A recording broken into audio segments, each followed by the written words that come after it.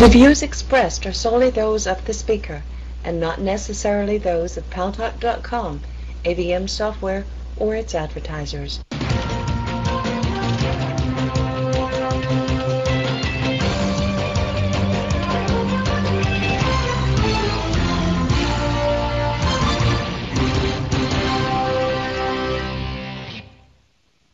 News Talk is online. News Talk Online is a production of Paltalk.com, the largest multimedia interactive program on the internet with more than 4 million unique users, on demand on iTunes and on YouTube, and on my blog, GaryBaumgarten.com, where you are invited to comment whether you agree with me or not.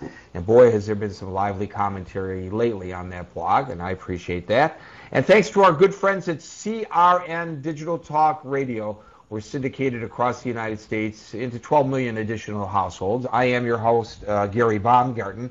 Yesterday we had a correspondent from black5.net, which is an organization of military correspondents that are going to be regular contributors to News Talk Online, and they're going to have their own show on Paltalk in the very near future, on here analyzing the Russian invasion of Georgia. And he felt that they were going to march to the Capitol and just take over the government.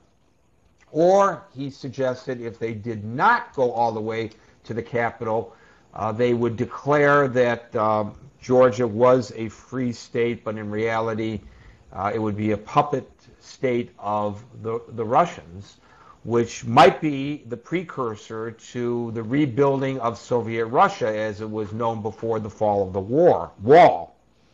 I pretty much felt that the country was through. The Russian military had split Georgia in half, but this morning the president of Russia said that's it. They've been punished enough. The hostilities are over, but are they really over? I asked today, because I was out of the loop at a doctor's appointment for the bulk of the day today, Boaz Frankel, to keep an eye on developments in Georgia and give us a bit of an update and analysis of his own. Boaz, have the hostilities really ceased since that announcement this morning?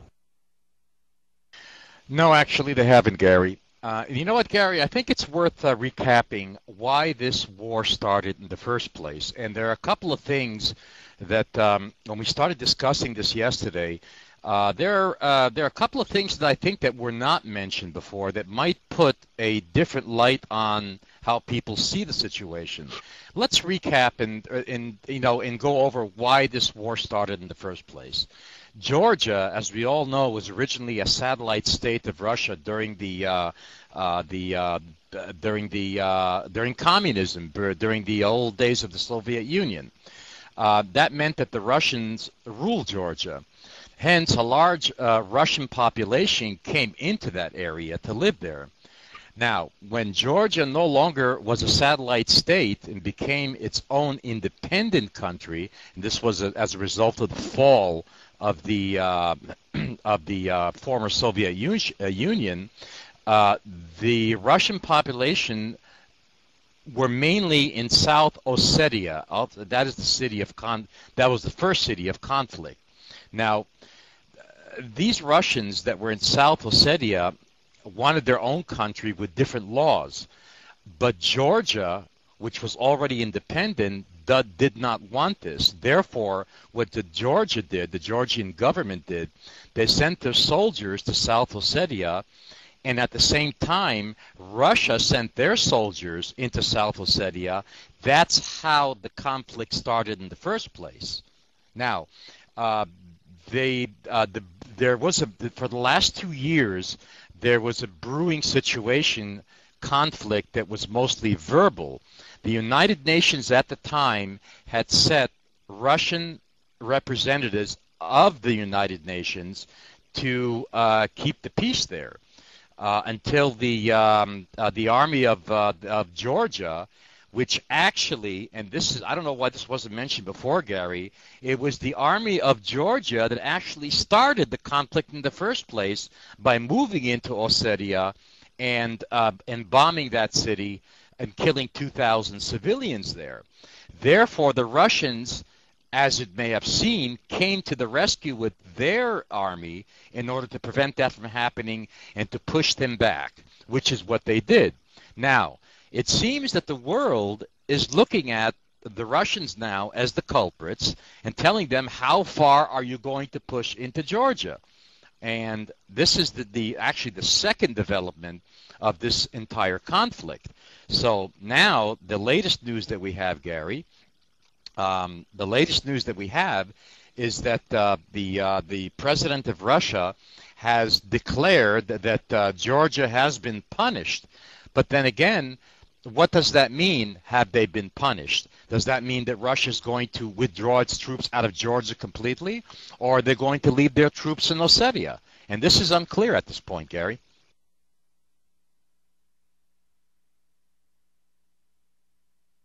Well, they claim that their so-called peacekeepers will remain in country, but they also look at what the United States did with regard to Kosovo as an excuse for what many, including the United States government, believes to be an aggressive, illegal move by the Russians, don't they?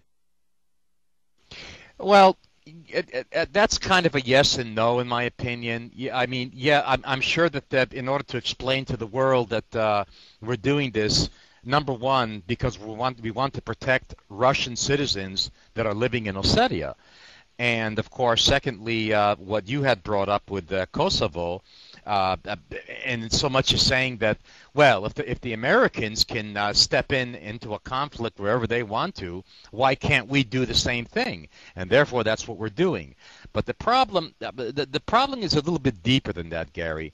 And it becomes deeper. It'll become deeper once we really find out what the intentions of the Russians are. Sure, the Russians have declared to the world that their primary intention is to protect the citizens of South Ossetia, the city of Ossetia. But that will become more clear as to whether this is really what they want to do, based upon how long they stay there.